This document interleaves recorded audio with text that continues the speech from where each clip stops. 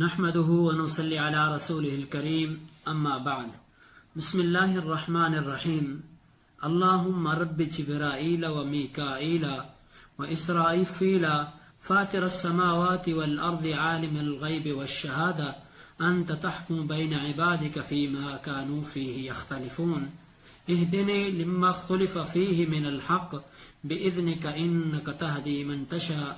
من تشاء إلى صراط مستقيم صدق اللہ العظیم۔ یہ دعا ہے دوستو بھائیو نماز تہجد کی استفتاح کی۔ ہم عائشہ صدیقہ رضی اللہ تعالی عنہ سے روایت ہے کہ نبی کریم صلی اللہ علیہ وسلم جب نیند سے بیدار ہوتے اور تہجد کی نماز کا ارادہ فرماتے تو یہ دعا رسول اللہ صلی اللہ علیہ وسلم پڑھتے تھے۔ تو یہ دعا اللہ تعالیٰ کے شکر کے طور پہ بھی ہے اور اسی طریقے سے اللہ رب العالمین کی توحید اور وحدانیت کی گواہی دینے کے اعتبار سے بھی ہے اور سیدھے راستے کے استقامت کے لیے بھی دعا ہے۔ جیسا کہ حدیث پاک میں آتا ہے نبی کریم صلی اللہ علیہ وسلم نے ارشاد فرمایا جس کو اللہ رب العالمین پیار اور محبت کی نگاہ سے دیکھیں یا عام لفظ یعنی جس کے ساتھ اللہ بھلائی کا ارادہ فرمائے تو اللہ اسے نیکی کی توفیق نصیب فرماتے ہیں۔ تو انبیاء اکرام علیہ الصلوۃ والسلام تو نیکی کے اعلیٰ درجے کو حاصل کرتے ہیں اور پھر بھی وہ اللہ سے دعائیں کیوں مانگتے ہیں؟ تو میرے دوستو بھائیو یاد رکھیے اس کی دعائیں مانگنے کا جو اہتمام رسولوں اور نبیوں کا ہے وہ امتوں کو سبق سکھانا ہے۔ تو رسول اللہ صلی اللہ علیہ وسلم نے بھی جتنی دعائیں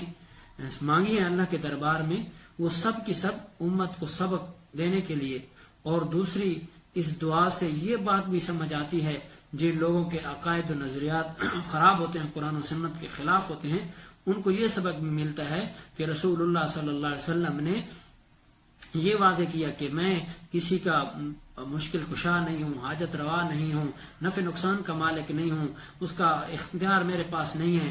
تو خود اپنی عاجزی اختیار کی، اپنی محتاجی، اپنی مشکل اللہ کے دربار میں انبیاء کرام علیہ الصلوۃ والسلام پیش کرتے، اور رسول اللہ صلی اللہ علیہ وسلم کا یہی طرز تھا۔ تو امت کو یہ سبق سکھانا ہے کہ جب میں نبی خود اللہ کا محتاج ہوں تو تمہیں بھی چاہیے اللہ رب العالمین سے اپنی بارگاہ میں دعا مانگنی چاہیے، سوال کرنا چاہیے، اللہ رب العالمین عطا کرتے ہیں۔ تو اب میں دوبارہ دعا سنی اور اس کا معنی بھی سمجھیے۔ اللہم رب جبرائیل و میکائیل و اسرافیل،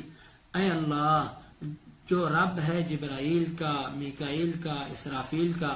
فاطر السماوات والارض عالم الغیب والشہادہ، اور جو زمین و آسمان کو پیدا کرنے والا ہے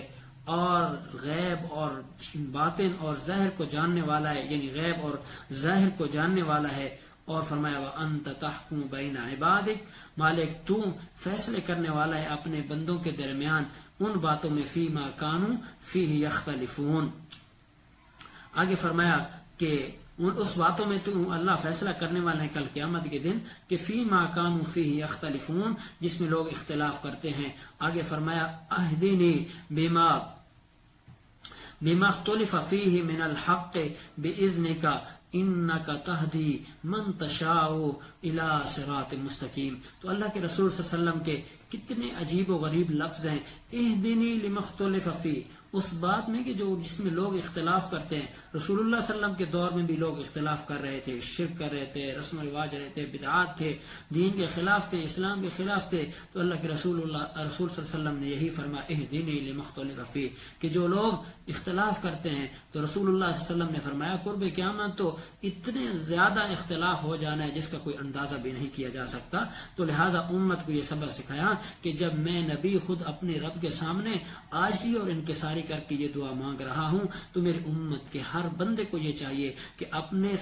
رب کے سامنے عاجزی اور انکساری کے ساتھ یہ دعا مانگے۔ تو اللہ تعالی ہمیں بھی اس طرح کی دعا مانگنے کی توفیق نصیب فرمائے۔ تو اس لیے ایک دفعہ پھر پڑھ لیتے ہیں تاکہ اب ہمارے سننے والوں کو اچھی طرح یاد ہو جائے، سمجھ آ جائے، بعض اوقات جلدی میں بات سمجھ نہیں آ جائے۔ اب سنیے جی، اللہم